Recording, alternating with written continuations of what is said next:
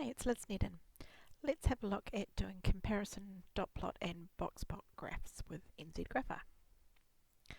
So if we go to our NZGrapher site, we can start using that.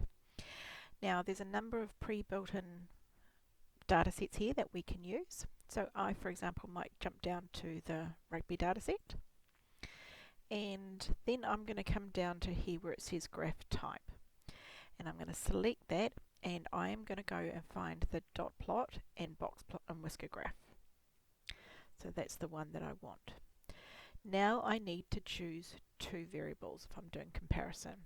I need to have one numerical variable and one categorical variable.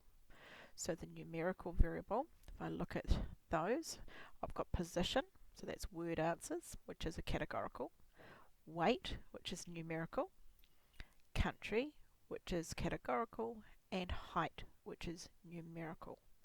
So I need to choose either weight or height, one of those numerical. So let's choose height weight.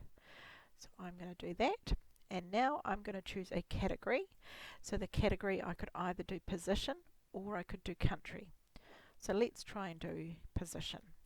So what we've got now is we've got our backs and our forwards. So these are the different rugby players and their positions. So let's give it a title. I'm going to call this Rugby Investigation. And then, excuse me, I am also going to add my weight in kg, put the units there, and I'm going to update that graph. Now I'm going to come to this middle section here, and I want to add a summary statistic.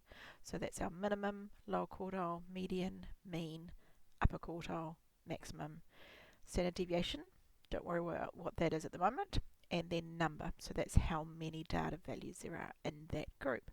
So I've got 59 backs, and down here I've got 76 forwards. So there's two types of box plots that I could choose to do.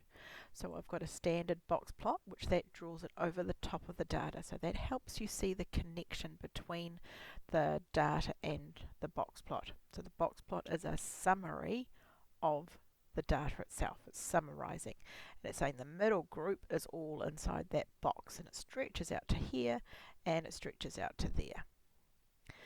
If you prefer, you could do a high box plot instead, so that puts the box plot above the data. It's exactly the same box plot, it's just a different position.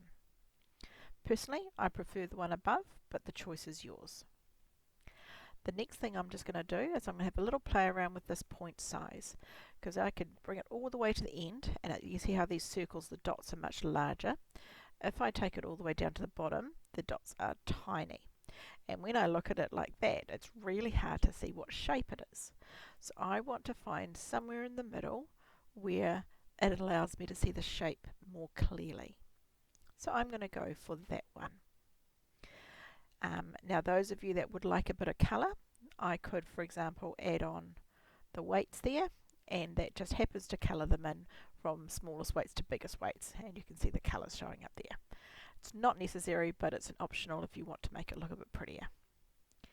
So all I want to do now is over the graph itself, I'm going to right click, I'm going to select copy image, and then I'm going to paste that into my Word document,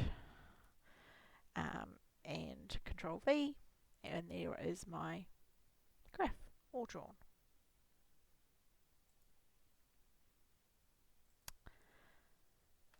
So thank you very much for watching.